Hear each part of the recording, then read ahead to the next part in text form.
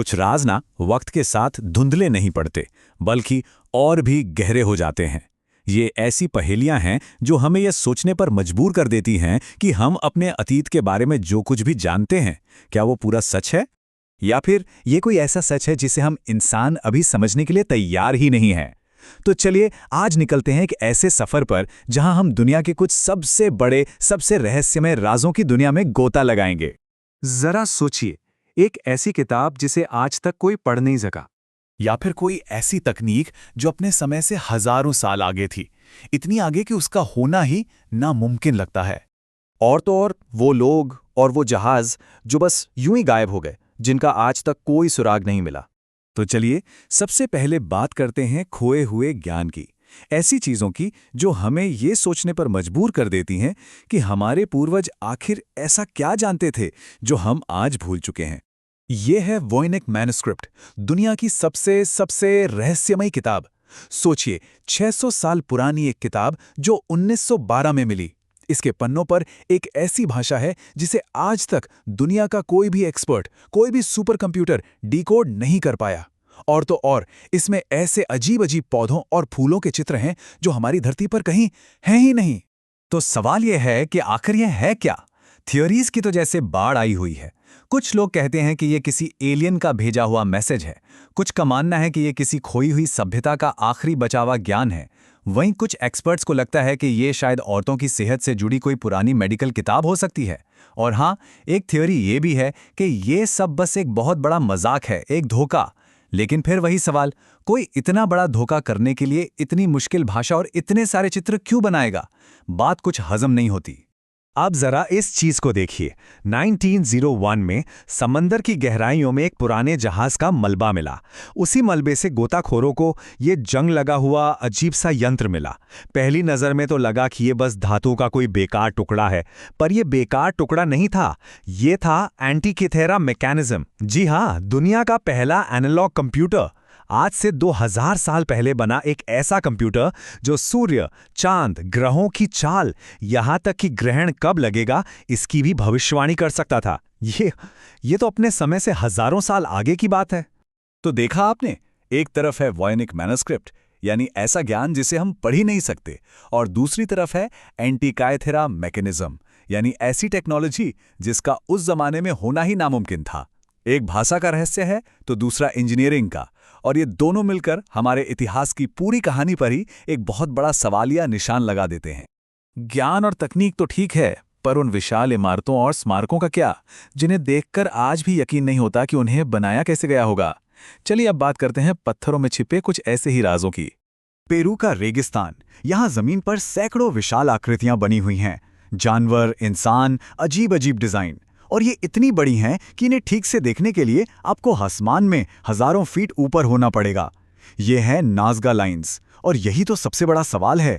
आज से करीब 2000 साल पहले बिना ड्रोन या हवाई जहाज के किसी ने इन्हें इतना परफेक्ट कैसे बनाया? क्या ये आसमान के तारों का कोई नक्शा था, या फिर जैसा कुछ लोग मानते हैं, क्या ये एलियंस के उतरने के लिए बनाए गए रनवे थे? अब बात करते हैं गीज़ा के महान पिरामिड की। हम सब जानते हैं कि ये हजारों सालों से खड़े हैं, लेकिन इनके अंदर आज भी कई राज दफन हैं। ये पिरामिड हजारों साल से खामोश थे, पर फिर आया साल 2017 और मॉडर्न टेक्नोलॉजी ने इस खामोशी को तोड़ दिया। वैज्ञानिकों ने कॉस्मिक किरणों का इस्तेमाल करके पिरामिड के अंदर झांका और उनके होश उड़ गए। पिरामिड के बीचों बीच एक बहुत बड़ी, बिल्कुल खाली जगह मिली। कितनी बड़ी? अरे इतनी बड़ी कि उसमें एक पूरा हवाई जहाज समा जाए। तो मतलब क्या है इसका? पिरामिड के दिल में ये खाली जगह क्यों है? क्या ये कोई छिपा हुआ कमरा है, या फिर किसी फिरौन का असली खजाना या मकबरा जहां आज तक कोई नहीं पहुंच सका? जो भी हो, इस एक खोज ने ये तो साफ कर दिया कि इन महान स्मारकों के बारे में अभी हम बहुत कुछ नहीं जानते।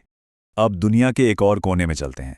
प्रशांत महासागर के बीचों बीच एक छोटा सा द्वीप है, ईस्टर आइलैंड, और यहां खड़े हैं ये विशाल रहस्यमयी पत्थर के पुतले, मोआई।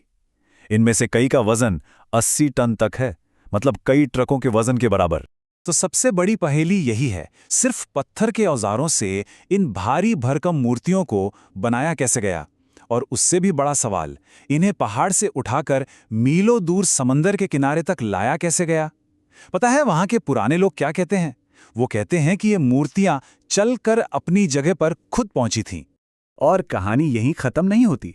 सालों तक हम सब यही सोचते थे कि ये बस बड़े बड़े सिर हैं, लेकिन फिर खुदाई हुई और पता चला कि इनके तो पूरे पूरे शरीर हैं जो जमीन के नीचे दबे हुए थे।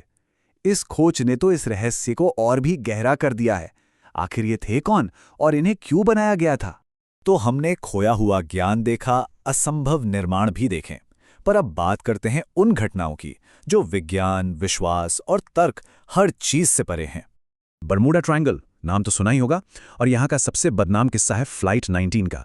साल था 1945। अमेरिकी नौसेना के 5 बम बरसाने वाले प्लेन एक रूटीन ट्रेनिंग के लिए उड़ान भरते हैं। सब ठीक था, फिर अचानक एक रेडियो मैसेज आता है, हमारे कंपास काम नहीं कर रहे हैं। और उसके बाद खामोशी, 5 प्लेन गायब। लेकिन कहानी का सबसे डरावना हिस्सा तो अब शुरू होता है।